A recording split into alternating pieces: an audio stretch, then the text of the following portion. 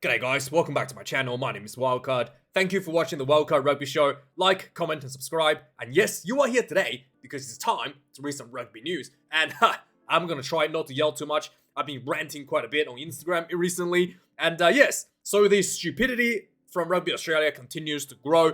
And the people living in the ivory towers is completely unaware of what's going on in their own fan base. So this has been an issue that's been reported for quite a while now, and I thought this would have been changed by now, but no, apparently no one in Rugby Australia knows what is going on within their own communities, so they have moved pretty much the majority of the Rugby Championship games to a afternoon kickoff around 2:30 to 3 o'clock.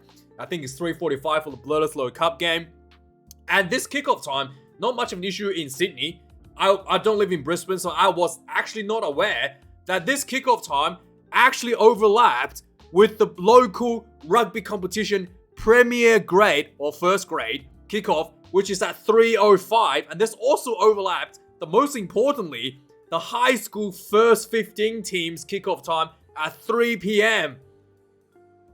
Who is this gang gonna be playing for? I don't know. Your literally most dedicated, most important customers, important grassroots fan base is not able to watch this game because your kickoff is at the same time that they're playing. I actually can't believe how stupid these people are at Rugby Australia. I thought when they put the Birthright Law Cup in Melbourne on a Thursday night was stupid. This makes that look like a genius idea. This looked like this should have been on Thursday. This is so stupid. It's hard to comprehend how these people come up with this.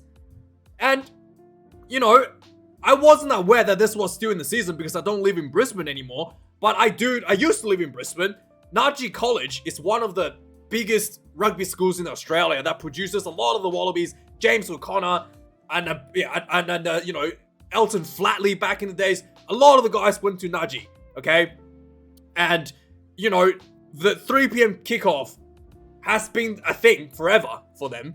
And for Rugby Australia to not know this, to literally your most important group of players, young players that you need to inspire to become a Wallaby, this is how you treat them.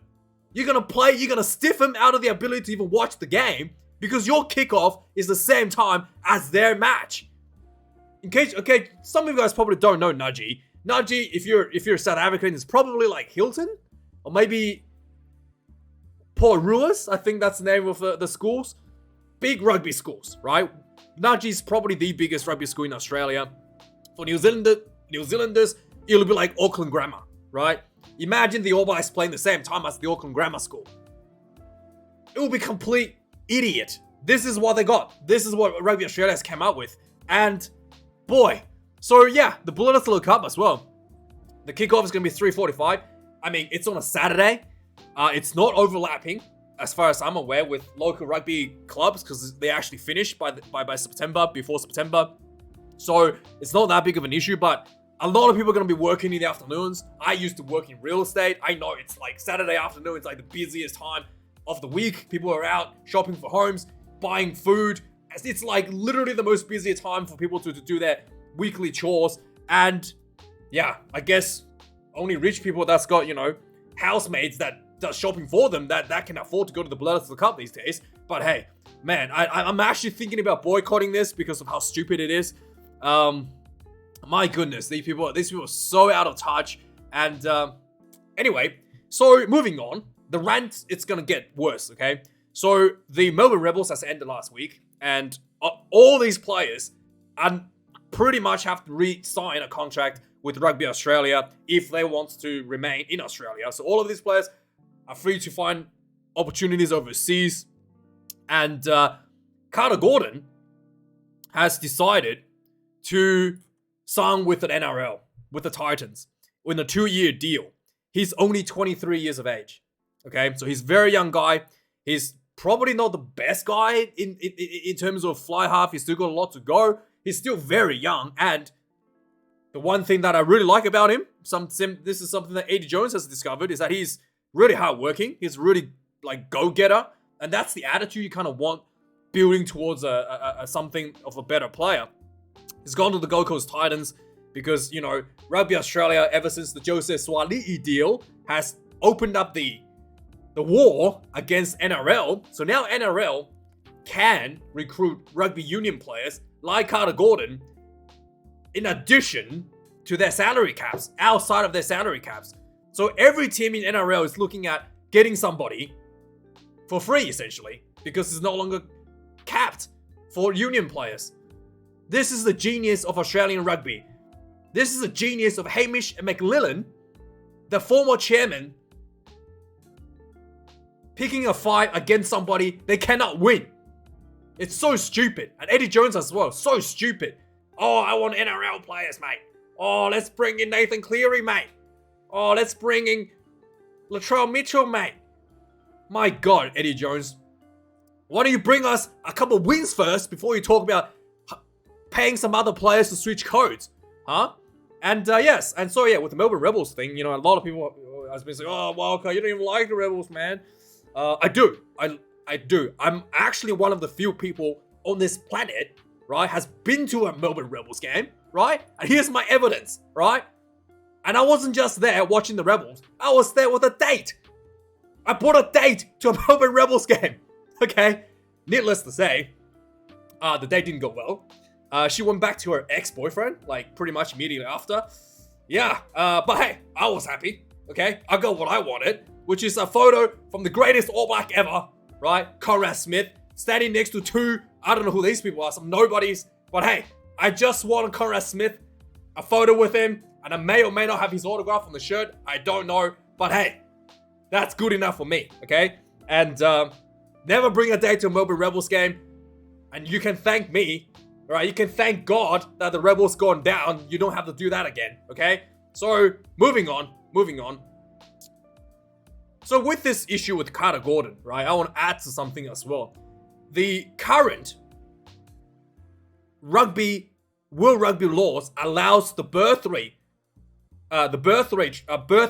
transfers of a player if they have parents or grandparents from another country after 3 years of inactivity. So John Clang, it's a famous one, and what's his name? The Scottish guy from Wallabies. Anyway, I can't think of his name, but there's a few players now that's been jump shipped, and this is a thing that I just starting to realize as well, especially with the Melbourne Rebels going under. All the players in Melbourne Rebels could potentially play for another team in 3 years. Tupou could play for another, if he goes overseas, he could play another year. Carter Gordon, not playing union, not playing for the Wallabies, after 2 years with the Rugby League, if he could potentially take a year off somewhere and play for another country. And this is a big issue I'm starting to realize as well. I made a bit of a rant about it on Instagram. It's the fact that this law disproportionately disadvantages Australia and New Zealand, and to some extent South Africa. And it's pretty much not that much of an issue for the northerner teams, because Australia and New Zealand are big immigration countries. Almost 100% of our players qualifies to play for another country. Yeah, so everybody now in the Wallabies and in the All Blacks potentially can be poached. So Carter Gordon could play for, I don't know, I'm pretty I'm like more than 50% sure he's not Aboriginal Australian based on the way he looks, right? I don't want to, I can't 100% confirm he's not pure Aboriginal, but just, I'm more than 50% sure he's not, which means he's qualified to play for another country overseas somewhere. I don't know which country, but I might be completely wrong that he can't play. But hey, just saying, right? So it's grossly unfair for Australia and New Zealand, this law, right? Because in the northerner teams, if you're in the Irish teams, the majority, say Ireland, right? The majority of the players in Ireland can't qualify to play for another country. The majority of players in England can't qualify for another country, but some of them might go to Wales, a bit of interchange between the United Kingdoms, but largely speaking, they can't play for France, right? And it's not like 100% of their players. Most of their players has to be basically are stuck in England, right? And same with France. So this is just a big issue. This is just something that's a one-way street, hugely disadvantaged for Australia to send people out and people can't come back. And I want to clarify this a little bit as well, right? I don't have nothing against players wanting to go overseas for money, for love, for pride on their heritage. Go for it. I really do appreciate you doing something for your life, and I hope that you can do the best that you can, leaving rugby in wherever you are a better place after you're done with your career. I truly, really wish that, right? Whether you want to play for another small country, big country, I wish you do your best job to make rugby a better game in that country. I have no issue with that. And I also have no issue with players retiring to another country, wanting to give it, last bit of their career to the heritage countries. I have no issue with that. In fact, I think the 3-year waiting period should be erased for players above, say, age of 35. Right? If you're 35 years of age, you can just go to another country and fulfill your last bit of a duty for the betterment of rugby, the overall betterment of rugby to another country. No problem. I think you can definitely allow to do that without having to even wait for the 3 years. They should scrap that for the 3 years. But I do have a problem when a player switches mid-season, mid-career.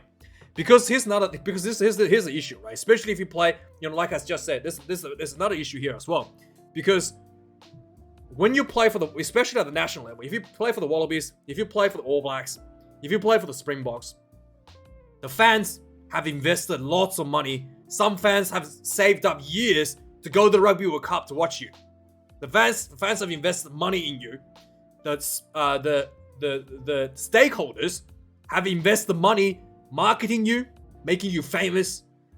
They have invested, marketing you, making you famous, and just it's an investment for them. So they have put actual money into you to make sure that you become a great player. And finally, the coaching staff and support staff and your teammates, every person there is there to help you as a player to become the best person possible, because that's what they want to do. There's nothing, if you ask a coach, there's nothing more they wanted to see than a player succeeding. That's what they want. And if you leave for another country, you are taking the dump on all of these people. If you play for the Wallabies, you should not be able to play for another country until you're 35. That's my opinion. Because in addition to all these people, you represent the people of Australia and the people that built this country, that work hard every day, building this country to one of the best countries in the world, that actually allows you as a player to play rugby professionally full time, which is not a thing that's possible in most countries in the world. So the fact that you've represented this country, the fact that all these people I just listed have invested in you, you have to stick it out. You can't just say, I'm gonna take a big money and go play for another country because it's easier. Because I can't, I don't want the pressure of playing for the All Blacks anymore. You gotta stick it out till you're 35. That's my opinion. Let me know your thoughts. I think this is grossly unfair to Australia and New Zealand in particular. You can let me know, right? Next up, so in the English Premiership, the final has been played. The Saints has won the Premiership over Bath. Boy, this game was a little bit brutal to watch, actually. Bath had a red card in the first half to this guy, Beno Obanon. And this really kind of started to make you think that if a 20-minute red card would have been a better option here. But overall, Bath put on a pretty good fight with 14 players. They hung in there. In fact, Bath could have won this game if one of the tries from the Northampton Saints shouldn't be a try, because the player tried to ground the ball and there was a clear separation between his hand and the ball, and the referee's given it. The TMO didn't call it off. So yeah, it was really bizarre that was allowed to be counted as a try. And despite 14 players, the Bath team should have won. Finn Russell was spectacular. And I watch English, the Premiership rugby.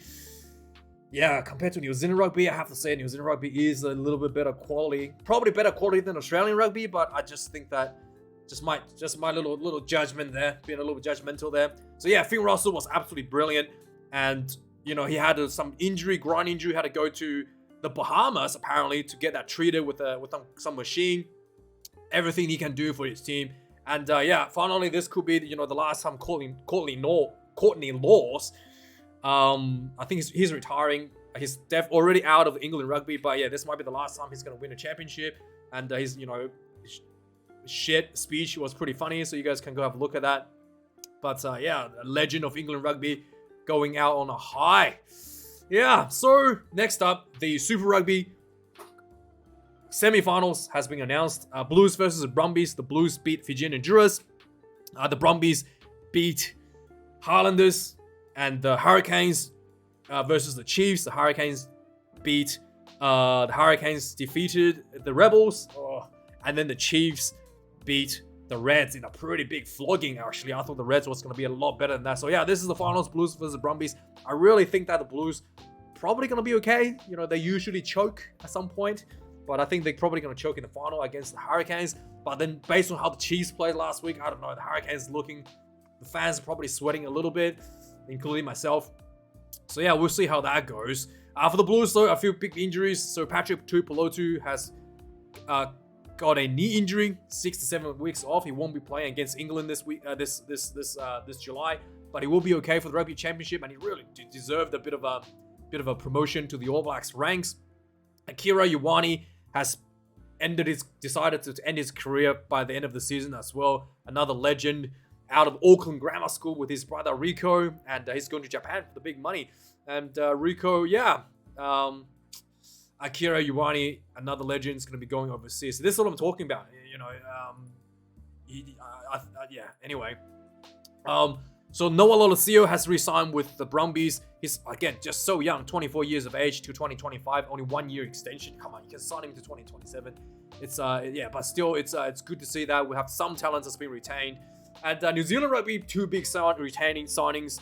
That is Scotty Barrett and Cody Taylor. Cody has been really in form, coming back from a bit of a non-playing sabbatical, and Scotty has been injured for a while as well. I really want to see Scotty back in playing action, but his crusade has been limited, so yeah, we'll just see how he goes. And I'm still waiting for Scotty to be announced as the All Blacks captain, so that'll be a good day for me. My long-time dream. I've been calling for him to be captain since 2019, and after the 2019 Rugby World Cup.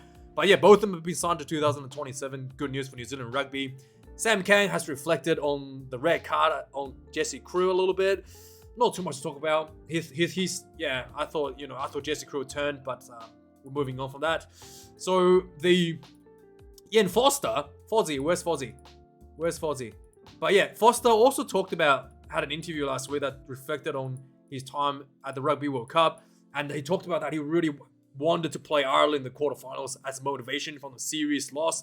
And yeah, you can tell the All Blacks really, put on a special plan against the Irish and had a vendetta going into that match. And Foster actually admitted that he publicly said he didn't care, but deep inside, I think a lot of All Blacks players as well really wanted to play Ireland in that quarterfinal game. Yeah, Sir Fozzie. And yeah, speaking of, I just looking at this, I know that France can't win the Rugby World Cup anymore. So France has come up with some plan about resting the players, and basically they have selected 20 players to be their elite squad that is entitled to more resting period. And as part of their resting period, and it's confirmed by Fabien Galthié that they will not be traveling to New Zealand next year to play the All Blacks.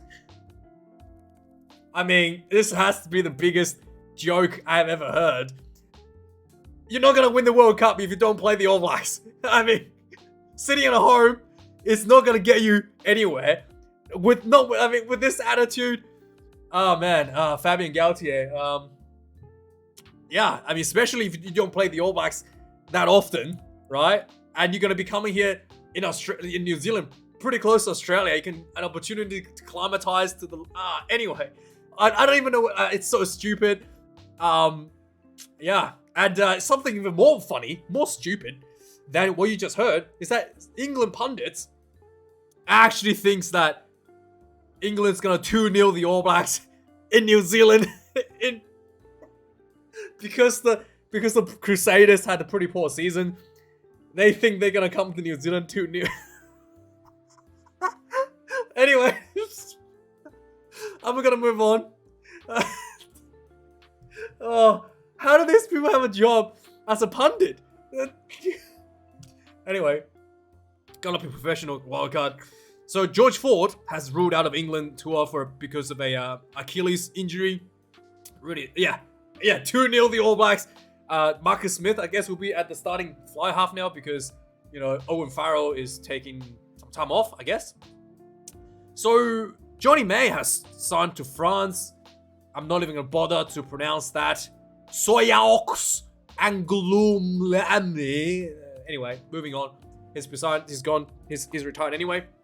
So anyway, the URC, moving on to the quarterfinals. Munster beat Osprey 23 points to 17.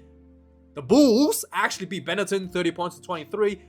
Leinster 43 points to 20 over Ulster. Warriors 27 points to 10, which means the semi-finals will be Bulls playing against Leinster in South Africa. That's going to be a pretty big game. And then it's going to be Munster against the Warriors in Ireland. So yeah, that'll be two interesting games. I'll try tune in to watch this. They're pretty brutal times for me. I should be able to watch this one. This is midnight. I should be able to watch that. But I don't know about the Munster game. That might be a bit too late for me at 3 a.m. Sorry. And yes, Rassie Erasmus has announced 35-man Springbok squad. So this is just the training squad. This is not exactly the selections. And some new names in the training squad to see that Rassie is giving some more thoughts into the future. And obviously the greatest player in the history of the Springboks, Damian Willemse, is not able to play because of a finger injury. Anyway, moving on. You can go have a look at the names. So interesting selections. There's some new young guys. And the one interesting selection was that this one guy, alright, named Quan. Where's Quan? Where's Quan? First of all, Ethan Hooker is actually a center, so that's misleading. Misleading advertisement. Quan, where's Quan? Quan Horn. Here it is. Quan Horn. I actually thought he was Asian. I don't know why. I had to Google him. I thought it was Asian, but it's not. It's not Asian. I thought it was Asian. I had to Google him. I was like, oh my god, Asian guy made in the South African team. To my disappointment, he's not actually Asian. But anyway, moving on, guys. Bad news for the Springboks. Cheslin Kolbe is dropped out of the squad at the moment, going to some medical examination for some knee complaints. So yeah, hopefully it's gonna be okay. And Leinster has an injury update on Gary Ringrose. He has been out for quite a while now. He's back in training after a long-term shoulder injury. And finally, Matthew Jalibert has confirmed that he's out due to an injury from the top 14. So that's it. This is the last bit of news. Let me know your thoughts on any of the stuff I reported. Let me know your thoughts on the Birthright Law. I think it's really, really bad. I know a lot of you guys love the fact that John Clang came back and played for the Springboks. I just don't think it's good especially for us in Australia and New Zealand in the long run. And I don't think this is a good way to go. And I think that this is a huge disadvantage to us, to my union, to the All Blacks. And obviously, my management, the people that run Rugby Australia have no idea what they're doing. So yeah, we're going to just slowly bleed to death here in Australia. And yeah, thanks for watching, guys. Like, comment, subscribe. I'll see you guys next week. I'll be announcing a Wallabies prediction for me this weekend, maybe, and we'll see how that goes. Thanks for watching. Cheers.